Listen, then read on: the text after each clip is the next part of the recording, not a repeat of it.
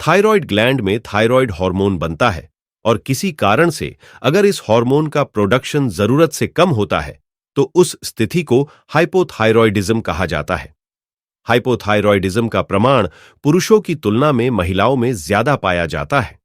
आज के इस वीडियो में हम आपको थायराइड क्या है, इस ग्रंथि का क्या महत्व है, इसमें से कौन से हार्मोन निकलते हैं और साथ ही हाइपोथायराइडिज्म के कारण लक्षण और इलाज की जानकारी विस्तार में देने जा रहे हैं। थायराइड ग्लैंड क्या है?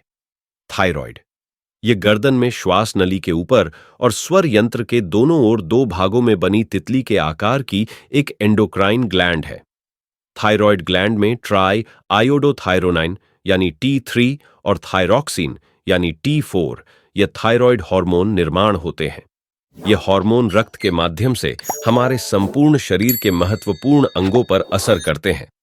थायराइड हार्मोन हमारे शरीर में चयापचय यानी मेटाबॉलिज्म को नियंत्रित करता है, जिसका असर हमारे शरीर का तापमान, दिल की धड़कन और कैलोरीज के पाचन पर होता है।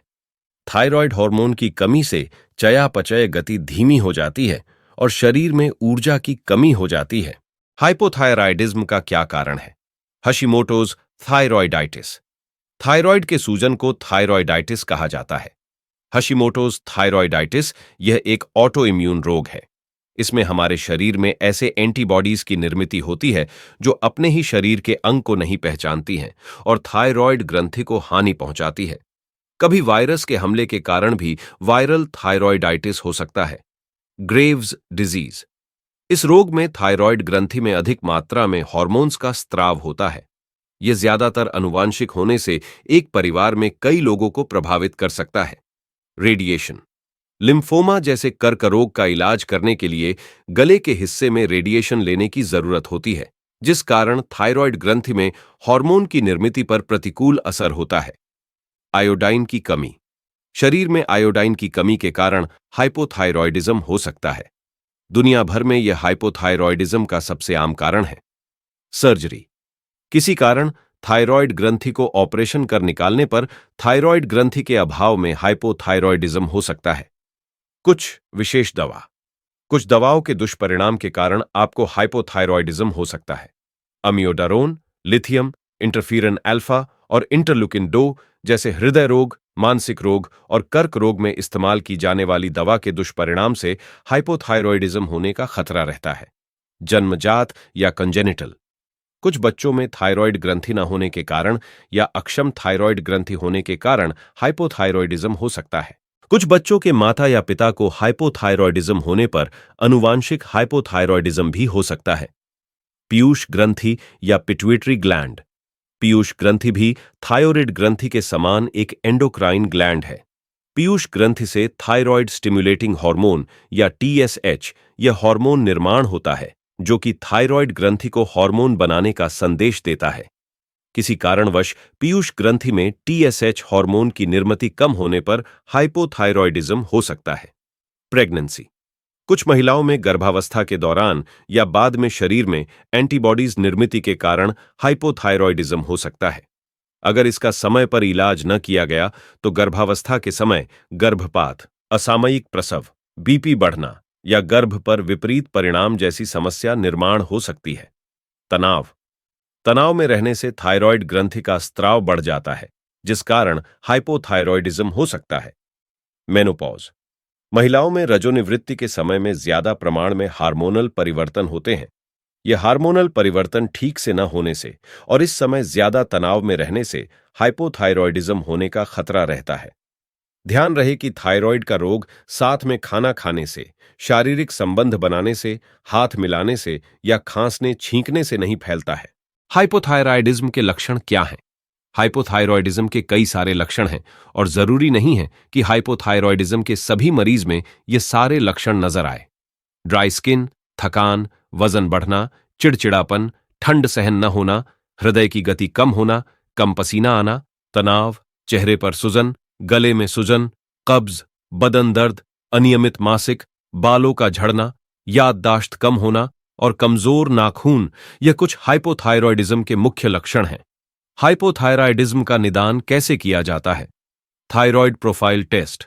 हाइपोथायरॉयडिज्म का निदान करने के लिए डॉक्टर आपको थायराइड प्रोफाइल या खून जांच कराने की सलाह देते हैं। ये जांच कराने के लिए सुबह खाली पेट आपको अपना खून का सैंपल देना होता है। थायराइड प्रोफाइल में T3, T4 और TSH की जांच की जाती है। ज्यादा सटीक जांच करानी हो तो थोड़ी महंगी, लेकिन उपयोगी जांच FT3, FT4 और TSH ये जांच कराना चाहिए। जांच की रिपोर्ट में अगर आपके सभी चीजें सामान्य श्रेणी में आती है तो आपको हाइपोथायरॉयडिज्म नहीं है। अगर आपका T4 लेवल कम है और TSH लेवल सामान्य से ज्यादा है तो इसका मतलब आपको हाइपोथायरॉयडिज्म है। अगर आपका T4 लेवल सामान्य है और TSH लेवल सामान्य से ज्यादा है तो इसका मतलब आपको हाइपोथायरॉयडिज्म की शुरुआत हो रही है और आपको इलाज की जरूरत है। इसे सब क्लिनिकल हाइपोथायरॉयडिज्म कहा जाता है। इस जांच की पूरी जानकारी आप इस वीडियो में देख सकते हैं, जिसकी लिंक ऊपर आई बटन में और वीडियो के नीचे डिस्क्रिप्शन में दी गई है। TPO antibody test. TSH level ज्यादा आने पर आपको डॉक्टर TPO एंटीबॉडी टेस्ट करने की सलाह भी दे सकते हैं। अगर इसका प्रमाण ज्यादा आता है तो यह निश्चित हो जाता है कि आपको हाइपोथायरॉयडिज्म है।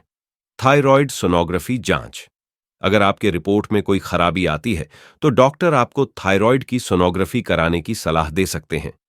थायराइड ग्लैंड में सूजन या अन्य खराबी है या नहीं, यह इस जांच से पता चलता है। हाइपोथायरायडिज्म का इलाज कैसे किया जाता है? हाइपोथायरॉयडिज्म का निदान होने के बाद डॉक्टर मरीज के रिपोर्ट में T4 और TSH लेवल के अनुसार आर्टिफिशियल रूप से तैयार किया हुआ T4 यानी थायरॉक्साइन हार्मोन की गोली खाने के लिए देते हैं। यह गोली अलग अलग पावर में 12.5 माइक्रोग्राम से लेकर 200 माइक्रोग्राम की मात्रा में मिलती है। यह गोली डॉक्टर के निर्देश अनुसार सुबह खाली पेट ही लेना चाहिए और यह गोली लेने के बाद कम से कम आधा घंटा तक कुछ और खाना या पीना नहीं चाहिए। डॉक्टर हर 3 महीने से थायराइड प्रोफाइल जांच कराते हैं और रिपोर्ट अनुसार गोली की मात्रा कम या ज्यादा कर सकते हैं। आपको कभी भी यह गोली अपने मन से बंद नहीं करना चाहिए। थायराइड की गोली के साथ में डॉक्टर आपको थायराइड के लिए उपयोगी विटामिन की गोली भी कुछ दिनों के लिए दे सकते हैं। हाइपोथायरायडिज्म में क्या आयुर्वेदिक इलाज किया जाता है? आयुर्वेदा उपचार से भी हाइपोथायरॉयडिज्म में अच्छे परिणाम मिलते हैं। आयुर्वेद में रोगी की प्रकृति के अनुसार कांचनार गुग्गुल, जटामांसी, ब्राह्मी, शिलाजीत, गोक्षुर और पुनर्नवा जैसे औषधि का प्रयोग होता है। आयुर्वेदिक औषधि से आप हमेशा के लिए थायराइड रोग से मुक्ति पा सकते हैं, पर इसके लिए आपको पथ्य पालन करना और अच्छे आयुर्वेदिक डॉक्टर मिलना जरूरी है। हाइपोथायरायडिज्म में कौन सा योग करें? हाइपोथायरॉयडिज्म में सर्वांगासन, मत्स्यासन और सेतु बंधासन करने से लाभ मिलता है। इसके अलावा नियमित कपालभाति, अनुलोम विलोम और उज्जयी प्राणायाम भी करना चाहिए। हाइपोथायरायडिज्म में क्या नहीं खाना चाहिए? हाइपोथायरायडिज्म में आपको सोया, पत्ता गोभी, फूल गोभी, पालक, सोयाबीन, शक्करकंद, कॉफी और केनोला ऑयल का सेवन कम करना चाहिए। स्वास्थ्य से जुड़ी और भी उपयोगी जानकारी आप हमारे इस YouTube चैनल पर और nirogikaya.com वेबसाइट पर विजिट कर विस्तार में पढ़ सकते हैं।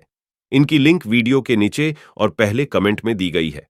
अगर यह जानकारी आपको उपयोगी लगती है तो कृपया इस वीडियो को शेयर जरूर करें और इस YouTube चैनल को सब्सक्राइब करना न भूलें। वीडियो पूरा देखने के लिए आपका बहुत बहुत धन्यवाद।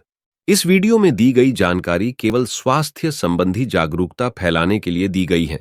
कृपया कोई भी दवा या इलाज करने से पहले अपने डॉक्टर की राय जरूर लें।